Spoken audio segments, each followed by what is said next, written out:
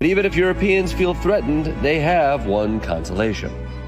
Honestly, I'm just happy that I'm not living in the USA. Most people that I talk to, don't want to go there anymore.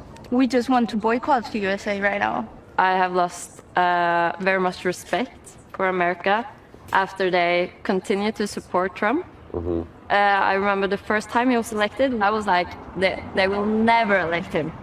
And they still did. And I was very surprised then, and I'm equally surprised now. So you've lost respect for America? Yeah. But come on, we've done so many other good things. Have you seen Severance Season 2? That's great, right? You're welcome, Europe. Sincerely, America. If you're planning your next holiday, there are a lot of places to choose from, but one that is falling out of fashion is the US.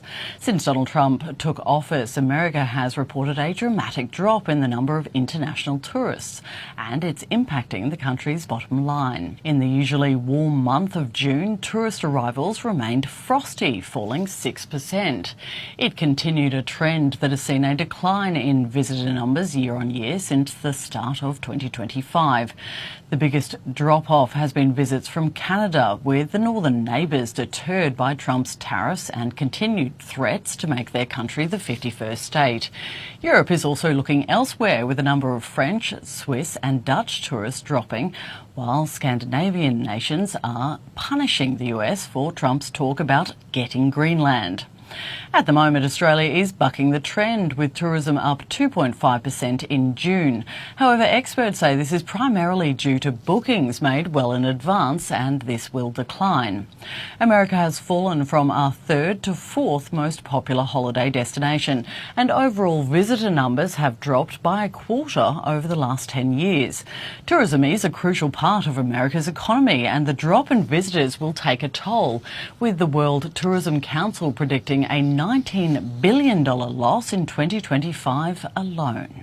Germany and the UK have now issued travel advisories for the United States, and Canadian politicians are now urging Canadians to avoid travel to the United States if at all possible, and saying that people are being denied their rights through arbitrary detention. And this notably comes after Customs deported a French scientist for apparently not liking Trump, and also after a German green card holder who's lived here since 2007 was reportedly violently interrogated, stripped naked, and put in a cold shower at Boston Logan. Additionally, 2 other Germans were detained in other airports, and one was detained for 6 weeks and placed in solitary confinement. And it just seems like it gets worse and worse. There's so many stories. Another incident was when a Canadian woman was detained by ICE for 2 weeks in a cage because she had an error on her paperwork, with her reportedly shackled, thrown in a van, sent to Arizona, kept awake, and not allowed to contact a lawyer. Because the system's seemingly so broken, this woman reportedly had no recourse to get out of the ICE prisons until her family contacted the media. But they're also claiming there were hundreds of other women in the prisons and cells she was held in who have been stuck there for months with no way home, and the Trump administration won't give them due process, so they're just stuck there indefinitely. Then in another incident, a British woman reportedly who was in the US legally traveled to Canada, but upon entry, she was told she needed a different visa and to go back to the US. And then when she approached the US border that she just crossed minutes earlier, they classified her as an illegal alien and detained her for 10 days. You also had reports a professional soccer player from Venezuela who coaches youth soccer and was in the US legally was sent to El Salvador's prisons without due process because ICE allegedly mistook his Real Madrid tattoo for a gang tattoo, which if true, seems like yet another example of why having due process is a great thing. Right? Seemingly maybe why the founders found it so important that they made it the Fifth Amendment.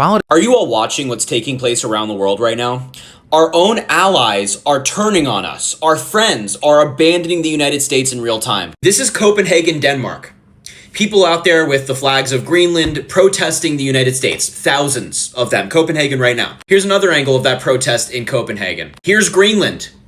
Yankee go home, because Donald Trump is threatening to invade Greenland. Here's a sign that was seen at that protest. F Trump, F Vance, F USA. This is Greenland right now. They have a population of tens of thousands, and many of them are out in the streets protesting against the United States. The Prime Minister of Sweden said, "We will not let ourselves be blackmailed. Only Denmark and Greenland decide issues concerning Denmark and Greenland. I will always stand up for my country and for our allied neighbors." Emmanuel Macron of France also put out a statement saying that they stand with Denmark and Greenland. They're sending troops to Greenland to participate in military exercises against the United States. Leaders from a number of different European countries have come out and condemned Donald Trump, condemned his tariff threat, condemned his possible invasion of Greenland. The world is turning on us. Our friends are turning on us. Our allies are turning on us. It is embarrassing for the United States on the world stage right now. I was in Paris for the last few days, and they just genuinely hate us. Like, I told a few people who said, like, where are you from? American. And they literally just wanted to smack me in the face. They were like, are you a bad person? And I was like, I was like, no. They were like, do you like Trump? I was like, no. But it was a vicious hatred. I had one conversation with this guy late night, and he was like, you are the leader of the free world. You are not setting a good example.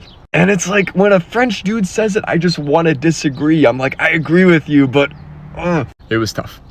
It was. More travel warnings issued. What that means, it is going to kill tourism.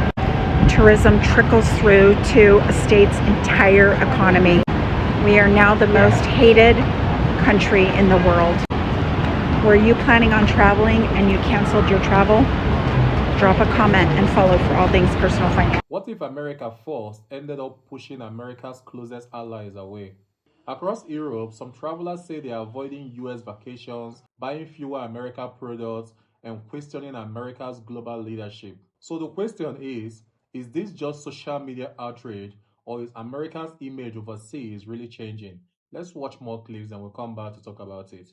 Donald Trump is doing the impossible and is unifying Europe against the Americans. The AfD in Germany, the far right, is saying, you know what, maybe it's time to kick out the American military bases. The LFI in France have said the same.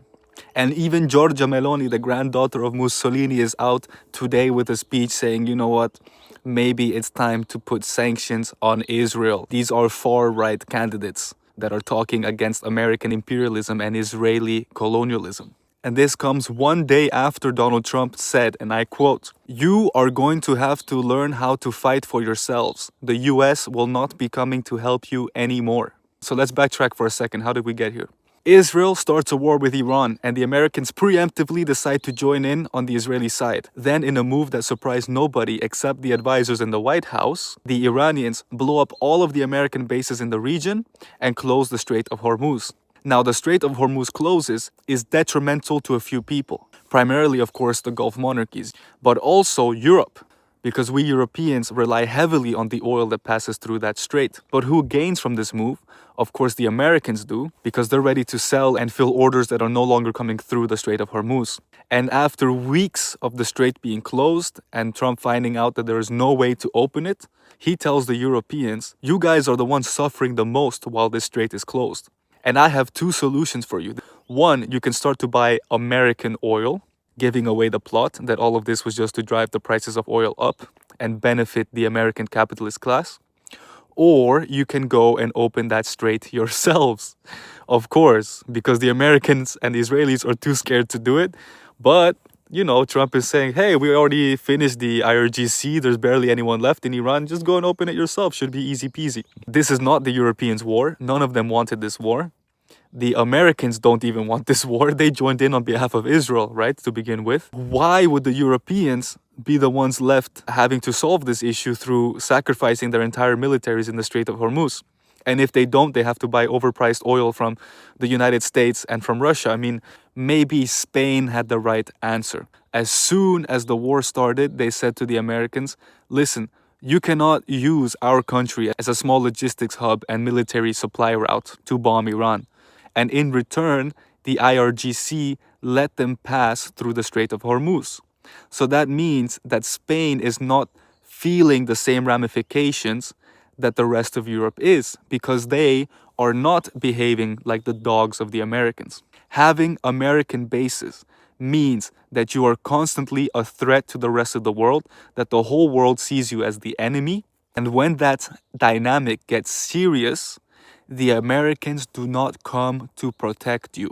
I hate to break it to the Americans, but what makes you guys think that Europe is not going to be forced to unite against you guys if Trump keeps doing what he's doing? So America have now decided to negotiate with Putin without Europe at the negotiating table, which is something that, by the way, is never done. And this is mainly because Europe and America are literally like this, close in ties, alongside the fact that that war in Ukraine is literally an Eastern European country. And so you would think that you'd consult neighboring European countries that also so happen to be your closest allies and have them at least seated at the negotiating table for this war. But of course, that's not what the Orange Man wants to do. And I don't think people really understand what this means. Not even the United Kingdom is going to have a seat at the table with regards to this Ukrainian war. The United Kingdom, that funds literally everything. As you can see, it is already happening within the UK. Europe is trying to unite without the backing of the United States. So guys, if it's looking like America first, then Europe is going to be forced to unite against this BS. And that BS is literally with our closest ally.